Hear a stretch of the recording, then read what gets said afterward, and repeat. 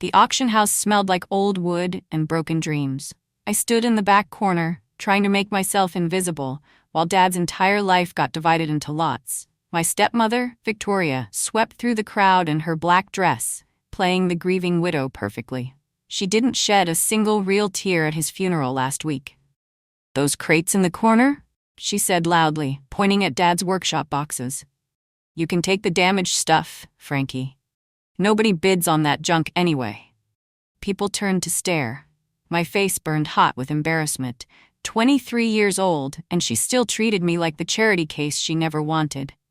The auctioneer, an older man named Mr. Pierce, walked over to inspect the crates. He pulled on work gloves and opened the first box carefully. Then he stopped moving entirely. His face went pale. He lifted something small and metal from the foam padding, turning it slowly under the light. The room fell silent. Even Victoria stopped her performance to look. "Ma'am," Mr. Pierce said quietly, "I need to speak with you privately, right now." Mr. Pierce held the object like it might explode. People crowded closer, murmuring. I caught a glimpse of intricate gears and what looked like a medical device, but miniaturized in a way I'd never seen before. Victoria's smile vanished. "He gave you these?" Someone whispered near me. My mind flashed back to 3 months ago. Dad had called me to his workshop at midnight. He looked thin, tired, but his eyes were sharp and clear. He pressed a key into my palm and squeezed my hand tight. "Don't let them near the blueprints," he'd said. "When the time comes, you'll know what to do." I'd thought he was being paranoid. The cancer had spread to his brain by then. But now, watching Mr. Pierce's shocked expression, I wondered if Dad had been perfectly sane all along. "This is a prototype," Mr. Pierce announced. "A very sophisticated one. I'll need to consult with specialists before we proceed." Victoria's jaw clenched. My stepbrother Brent appeared at her elbow, his face hard. They exchanged a look that made my stomach twist. Victoria's fingers dug into my arm as she pulled me into a side hallway. Her perfume choked the air between us. The sweet widow act evaporated instantly. "You're not supposed to be in the will," she hissed. "Your father told me everything goes to family.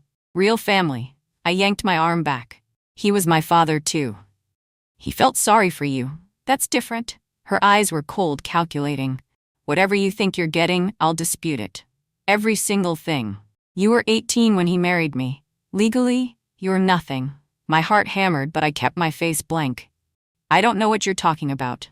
I just came to say goodbye to his stuff." "Don't play innocent with me." She stepped closer, her voice dropping to a whisper. "Brent and I have been managing his assets for 2 years. We know every patent, every design, every business deal. You know nothing about his work."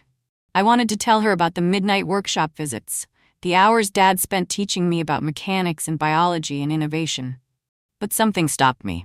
"You're right," I said softly. "I know nothing." She smiled, satisfied. But I saw the fear behind her eyes. The auction resumed an hour later. I sat in the back row, scrolling through my phone, pretending not to care. Brent stood near the expensive furniture lots, talking loudly to potential buyers. "Yeah, Dad collected all sorts of things," he said, laughing. "Some of it's valuable. Most of it's just his weird hobby stuff. My mom and I have been dealing with his eccentric purchases for years." A woman asked about me. I saw her point in my direction. Brent's voice dropped, but not enough. "Huh? That's just Frankie. Dad took her in when she was a kid, foster case situation. He felt bad for her, so he kept her around. She doesn't really understand any of his actual work."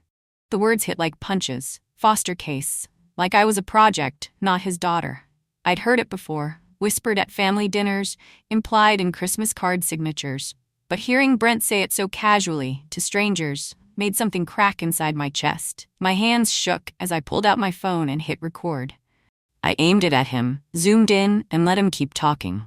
"Brent always said you were just a foster case," I heard him tell another buyer. "Not really family." I saved the video, twice. The auctioneer's gavel struck wood, again and again.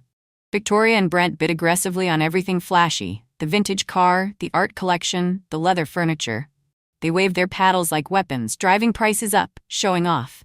I watched the unmarked crates get pushed to the side, the damaged stuff Victoria had dismissed. Most bidders ignored them completely, focused on the shiny lots with fancy descriptions. When lot 47 came up, 3 workshop crates marked parts misc. Nobody raised a paddle. Starting bid $10, Mr. Pierce called. Silence. $5? I raised my paddle. 5. Victoria glanced back, smirking, like I was a child playing pretend. Lot 48, another workshop crate, damaged exterior, Mr. Pierce continued. I bid again. $2. Brent laughed out loud. She's buying Dad's trash. By the end, I'd purchased 3 crates for a total of $22. Victoria bought a designer watch for $8,000. She looked thrilled with herself, already wearing it on her wrist. I signed the paperwork and arranged pickup. Mr. Pierce handed me the receipt with a strange expression. Good luck, Miss Tate, he said quietly. My apartment was small, but I managed to fit all 3 crates in the living room. I opened the first one carefully, finding old tools, wire spools, and broken electronics. The second held notebooks filled with Dad's handwriting, sketches, calculations, ideas I didn't fully understand. The third crate was heavier. I pulled out foam padding, layers of bubble wrap, and then my fingers hit metal. Cold, solid metal. A steel case. Double-locked. I tried the key Dad had given me months ago. The first lock clicked open smoothly, but the second lock needed a combination. I sat back, thinking. Then I remembered. My birthday. The day he'd officially adopted me. Not my biological birthday. I spun the numbers. 08/14/2012. The case opened. Inside, I found patent paperwork, official and stamped, a flash drive in a protective sleeve, and a sealed envelope with my name written in Dad's careful handwriting. My hands trembled as I picked up the envelope. It wasn't thick, just 1 or 2 pages. I didn't open it yet. Instead, I stared at the patent documents, recognizing Dad's name on every page. And then I saw it. Listed as co-inventor on 3 separate patents, Francesca Marie Tate. Me. I was loading the last crate into my car when Brent appeared in the parking lot. He leaned against my trunk, blocking me in, wearing expensive sunglasses and a cocky grin. Enjoy your garbage? He asked. It's fine. You know what's sad? Dad felt so guilty about your tough childhood that he couldn't see reality. You were always just a burden, a tax write-off. He laughed. Mom and I used to joke about it. I kept my face neutral, but my fingers tightened on my keys. You're going to regret that purchase, he continued. $22 you could have spent on, I don't know, actual food? You're broke, Frankie. You've always been broke. That's never going to change. He pushed off my car and walked away, whistling. I sat in the driver's seat, hands shaking, clutching my steering wheel. The flash drive was in my pocket, a small weight against my hip. I thought about Dad's midnight warning. About the locked case. About my name on those patents. Brent thought he knew everything. He knew nothing. I stayed up all night going through the flash drive files. Detailed technical documents, 3D renderings, test results, manufacturing specs. Dad had designed a biotech prototype, something to do with targeted drug delivery, at the cellular level. I didn't understand all the science, but I understood the implications. This could change medicine. Every file was meticulously organized, dated, backed up. His name was on everything. Hours of work, years of research, millions of dollars in potential value. But it wasn't just his name. File after file listed FM Tate as co-inventor. Confidential prototype number 311, the main document said. Primary inventors, Harold Tate and Francesca Marie Tate. I'd helped him with early sketches when I was in high school, back when I thought we were just doing fun projects together. I'd done CAD work during college, earning beer money by cleaning up his drawings. I'd run calculations, suggested modifications, even built some early models. I'd thought it was just us spending time together. He'd been building my future. My phone buzzed. A text from an unknown number. Your father was a brilliant man. Be careful who you trust. Pierce. I stared at it for a long moment, then opened the sealed envelope. Dad's lawyer, Mrs. Abbott, had kind eyes and a firm handshake. Her office smelled like coffee and old books. She slid a folder across her desk toward me. Your father updated his will 6 months before he died, she said. He was very specific about certain provisions. My stomach fluttered. Victoria said I wasn't in it. Victoria said a lot of things. Mrs. Abbott's expression stayed professional, but I caught a hint of distaste. Your father left his intellectual property, workshop contents, and all prototype rights solely to you. The house and personal assets went to his wife, as required by law. But his life's work? That belongs to you. I couldn't breathe. She doesn't know? He instructed me not to inform her until probate is complete, which is next week. Mrs. Abbott leaned forward. Francesca, your father also left you a letter. I'll give you privacy to read it. She stepped out. I opened the handwritten pages with shaking fingers. My dearest Frankie, it began. If you're reading this, I'm gone. I'm sorry I couldn't tell you everything while I was alive. Victoria would have fought harder if she'd known, but you're smart, you're strong, you're exactly what this family needed, even if they never saw it. The prototypes are yours. Build something amazing, and remember, you were never a foster case to me. You were always my daughter. Dad. I cried for 20 minutes. Mrs. Abbott's voice came from the doorway. One piece of advice, Francesca. Don't tell them yet. Let them reveal who they really are first. I discovered Brent's plan by accident. My old college roommate, Amy, worked in venture capital. She called me 2 weeks after the auction, laughing. You'll never believe who just pitched to our firm, she said. Some guy claiming to have revolutionary biotech IP from his late father. Brent Tate. Wait, isn't that your stepbrother? My blood went cold. What did he pitch? Some cellular drug delivery thing. Confidential Prototype 311, he called it. Very hush-hush, he implied he inherited everything. I closed my eyes. What did you tell him? That we'd need documentation before moving forward. Full patent verification, ownership records, the works. She paused. Frankie, does he actually own this? No, I said quietly. He definitely doesn't. That's what I thought. The tech looked legitimate, but something felt off about him.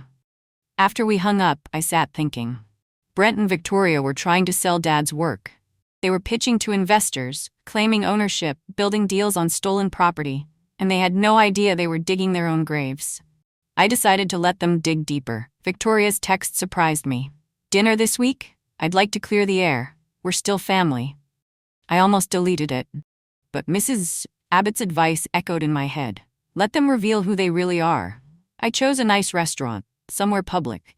Victoria arrived in designer clothes, her smile plastered on. We ordered wine. She asked about my job, my apartment, my life, all surface-level questions she'd never cared about before. Then she got to business. I've been thinking about your father, she said carefully. The last few months, he wasn't in his right mind. The cancer, the medications. He got confused, said things that didn't make sense. I sipped my water. Like what?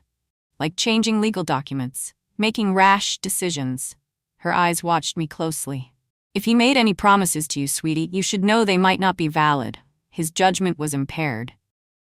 I set down my glass. He seemed pretty clear to me. You want to believe that, I understand. But Brent and I have been managing his affairs for years. We know what he really intended. She reached across the table, squeezing my hand.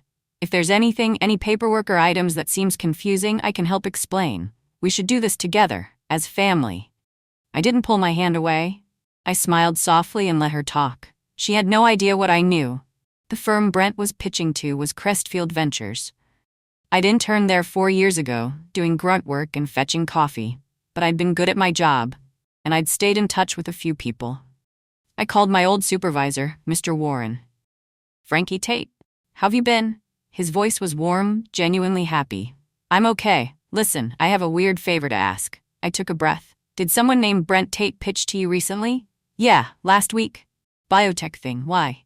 The technology he's pitching belonged to my father, who just died. Silence on the line. Then, he said he inherited it. He didn't. The intellectual property rights went to me. Legally documented. I felt my heart racing. I'm not trying to cause trouble, but if you're considering investment, you should request legal documentation. Full ownership verification. Patent records. Jesus, Frankie. He doesn't own it? Not a single page. Mr. Warren exhaled slowly. I'll make the request today. Thanks for the heads up. After we hung up, I felt guilty for about 30 seconds. Then I remembered Brent in the parking lot, calling me broke and pathetic. I didn't feel guilty anymore. Victoria's call came 3 days later, her voice shaking with rage. What did you do? I put her on speaker, genuinely confused. What are you talking about? The investor firm. They're questioning ownership. They want documentation we don't have. Did you sabotage Brent's deal? Why would I do that? I asked innocently. I don't even know what deal you're talking about. Don't play dumb. Your father's prototype technology. Brent's been working on securing investors. With Dad's work? I let shock color my voice. Wow, that's ambitious. We're going to sue you, she spat, for interference, for defamation, for whatever it takes. Sue me for what? I haven't done anything. I paused. Why would I stop you from making money off Dad's work? That doesn't make sense. I could hear her breathing hard. Brent's voice murmured in the background. This isn't over, Victoria said. I hope you figure it out, I replied sweetly and hung up. My hands were shaking, but I was smiling. 2 weeks later, they tried a different approach. Mrs. Abbott called to tell me they were claiming partial ownership of Dad's workshop building. Some clause about marital assets. Can they do that? I asked. They can try. But the building's ownership is clear. It was in a trust, separate from marital property. She sounded almost amused. They're grasping at straws. The legal back and forth took 3 days. Finally, Victoria's lawyer backed down, but she demanded access to retrieve personal items from the workshop. Fine, I told Mrs. Abbott. Give them the keys. Are you sure? Absolutely. I'd cleaned out the workshop 2 weeks ago. Every blueprint, every prototype, every piece of valuable equipment was in climate-controlled storage under my name.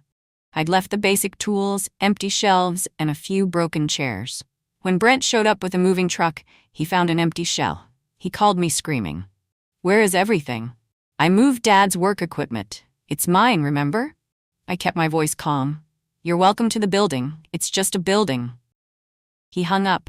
I imagined him standing in that empty space, finally realizing how badly he'd miscalculated. Sorting through Dad's personal papers, I found a cardboard box labeled private. Inside were letters, love letters, but none of them were addressed to Victoria. I read them carefully, my stomach twisting. They were from a woman named Claire, someone Dad had known before his marriage. The letters continued after his wedding date. Not an affair exactly, but emotional connection. Longing. Regret. I wish things had been different, one letter said. I wish I'd been braver. Watching you with her breaks my heart, Harold. She doesn't see you the way I do. Another letter from just a year ago. I know you stayed for the sake of appearances. I know you regret the marriage. I wish I could give you more than these letters. Claire had died 2 years ago. Dad had kept every letter she'd ever sent. My father had been trapped. He'd married Victoria for reasons I didn't fully understand, maybe loneliness, maybe social pressure. But he'd been miserable. These letters proved it. Victoria had paraded around as the devoted wife, but Dad's heart had never belonged to her. I put the letters back carefully. This wasn't ammunition. This was just sad. Brent showed up at my apartment unannounced. He looked tired, desperate. We should partner, he said without preamble. Split everything 50-50. You have the rights, I have the business connections. It makes sense. I crossed my arms. Why would I do that? Because you can't commercialize this alone. You don't have funding, contacts, or experience. I do. He tried to smile. Look, I know we haven't always gotten along, but this is bigger than family drama. This is a fortune waiting to happen. I'll think about it, I said. He looked relieved. Really? Sure, let me consider it.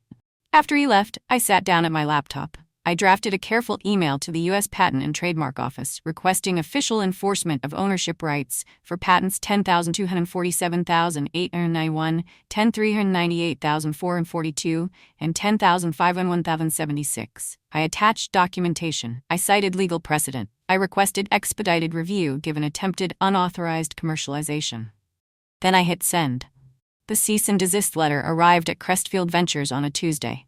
By Wednesday, they dropped Brent completely. By Thursday, word had spread through the investment community. Victoria called me screaming. You destroyed everything, months of work, potential deals worth millions. I didn't do anything, I said calmly. The patent office did their job. If Brent had actually owned the rights, there wouldn't have been a problem. You're a traitor. After everything this family did for you. You told me to take the damaged stuff, I interrupted. I did. That's all. She sputtered, trying to find words. I hung up gently. That afternoon, a local tech journalist named Kimberly Wu reached out. She'd heard rumors about a biotech ownership dispute and wanted the story.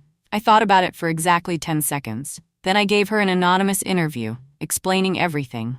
The auction, the hidden patents, the attempted theft. I sent her documents, proof, timelines. I didn't editorialize. I just told the truth. Kimberly's article went live on Monday morning. Daughter inherits secret prototype, disrupts illegitimate pitch.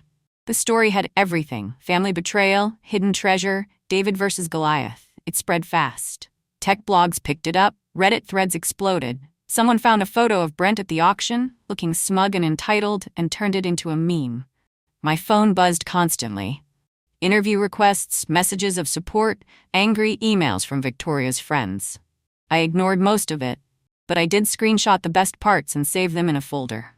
The article quoted anonymous sources about Brent's character, about how he'd treated his adopted sister, about Victoria's dismissive attitude toward her late husband's daughter. Public opinion was brutal and swift. Brent's LinkedIn was flooded with comments. Victoria's social media went private. Their reputations shattered in 72 hours.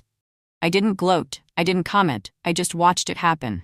Justice, it turned out, could be very public. Brent showed up at my door late one night. I almost didn't answer, but I looked through the peephole and saw him crying. I opened the door but didn't invite him in. "Please," he said, "please help me fix this." "Fix what?" "My reputation, the investors, everything." His voice cracked. "I'll do anything. I'm sorry about before, about the things I said." "You meant them," I said quietly. I was angry. "You meant every word." I met his eyes. "I was just the foster girl, right? Not real family?" His face twisted. The mask finally fell away completely. "You were always so pathetic," he hissed, "acting like you belonged, like Dad actually loved you. You were a charity case, a guilt project, and now you've ruined everything because you're too stupid to understand what we could have built." "We're not family," I said. "No," he agreed, his voice venomous. "We never were." I closed the door, locked it, listened to him yell for 2 minutes before he finally left. My hands shook, but I felt strangely calm. From a distance, I watched their world collapse. Victoria listed the house for sale 6 weeks later. The market was bad, and it sat empty for months. I drove past it once and saw the lawn overgrown, the for sale sign tilted. Brent's car got repossessed. I heard about it through Amy, who heard it from someone who knew his ex-girlfriend. Apparently, he'd been leasing the BMW, living beyond his means, counting on the prototype deal to save him. Victoria started selling jewelry online. I stumbled across her listings by accident: estate pieces, designer watches, even her wedding ring. Each item described as vintage and cherished, selling for a fraction of their worth. I didn't gloat. I didn't reach out. I didn't send snarky messages or celebrate their downfall. I just existed in my own life, separate from them. Sometimes I thought about intervening, offering help. But then I'd remember the auction, the parking lot, the years of subtle cruelty. They'd made their choices. These were the consequences. 6 months after the article, I had my first investor call. A biotech firm out of Boston, seriously interested in prototype M311. They'd read about the family dispute, verified my ownership, and wanted to talk development. The call lasted 2 hours. They understood the technology. They saw its potential.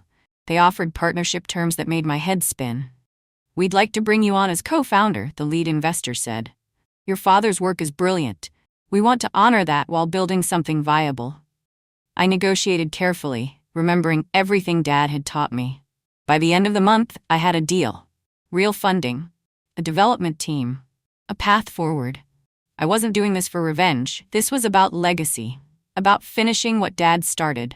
About proving that his faith in me, all those midnight workshops, all those patient explanations, hadn't been misplaced. The company would be called Tate Biomedical. Not Tate Family Biomedical. Not Tate Victoria. Just Tate. Dad would have liked that. I visited Dad's grave on the anniversary of his death. The cemetery was quiet, peaceful. I brought the finalized patent documentation, officially registered, legally bulletproof, ready for production. I placed the folder on the grass beside his headstone. "I kept your secret, Dad," I said quietly. "And I made it mine." The wind rustled through the trees. I imagined him smiling, proud. "Victoria tried to take everything. Brent tried to steal your work, but you knew. You knew exactly what you were doing when you left me those crates." I touched the cold marble. The damaged stuff nobody wanted? It was everything. I told him about the company, the investors, the plans for production. I told him about Brent's meltdown and Victoria's financial collapse. Not with joy, just as facts. I'm not happy they're suffering, I admitted. But I'm not sorry either. They showed me who they were. I just believed them. A bird landed nearby, watching me curiously. Thank you for seeing me, I whispered. For choosing me. For trusting me with this.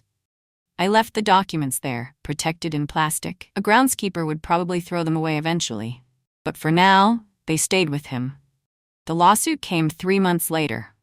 I'd been expecting it. Victoria and Brent filed jointly, claiming elder abuse, undue influence, and fraud. They alleged Dad had been mentally incompetent when he'd updated his will. They demanded full ownership of all intellectual property. Mrs. Abbott called me, utterly calm. Don't worry, this is desperate.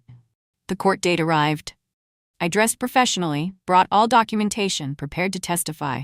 I didn't need to. The judge reviewed the evidence for 20 minutes. Medical records showing Dad's mental clarity, signed affidavits from his doctors, patent office documentation spanning years, testimony from Mr. Pierce about the auction. This case lacks merit, the judge said flatly. The documentation is thorough and legal. Motion dismissed. Victoria stood up, trying to argue. The judge cut her off. Ma'am, if you waste this court's time again, I'll consider sanctions. The deceased's wishes were clear. Case closed. I'd never even had to speak. Outside the courthouse, I walked past them without a word. Brent's email arrived 2 weeks later. The subject line read, "Please." I almost deleted it unread, but curiosity won. Frankie, it began. I know I don't deserve your help, but I'm asking anyway. My reputation is destroyed. No one will work with me. I can't get meetings now, can't get funding, can't move forward. If you could just make a statement, tell people I wasn't trying to steal anything, that it was a misunderstanding, it would mean everything, please. I stared at it for a long moment. Then I forwarded it to Kimberly Wu, the journalist. I added a one-line message. This is who he really is. She published a follow-up piece the next day. The headline, Disgraced Biotech Heir Requests Help from Sister He Once Called Just a Foster Case. The email screenshots were included. Every manipulative, self-serving word. The internet was not kind. I blocked Brent's email after that. There was nothing left to say. The launch party for Tate Biomedical was small but meaningful. Investors, researchers, a few journalists. We unveiled the first working prototype of Dad's design. Refined, tested, ready for clinical trials. I gave a short speech about innovation, legacy, and the importance of seeing value where others don't. I didn't mention Victoria or Brent. They weren't part of the story anymore. After the speeches, I walked through our new office. Modern, bright, full of potential. On the wall near my desk hung a brass plaque. In memory of Harold Tate, a man who saw value in what others threw away. I touched it gently, smiling. My phone buzzed. A text from an unknown number. I ignored it. If it was them, I didn't care. If it wasn't, they could leave a message. I had work to do. A company to build. A legacy to honor. I'd taken the damaged stuff nobody wanted, the junk in the corner, the worthless crates, and I'd built something extraordinary. I never contacted them again. I didn't need to.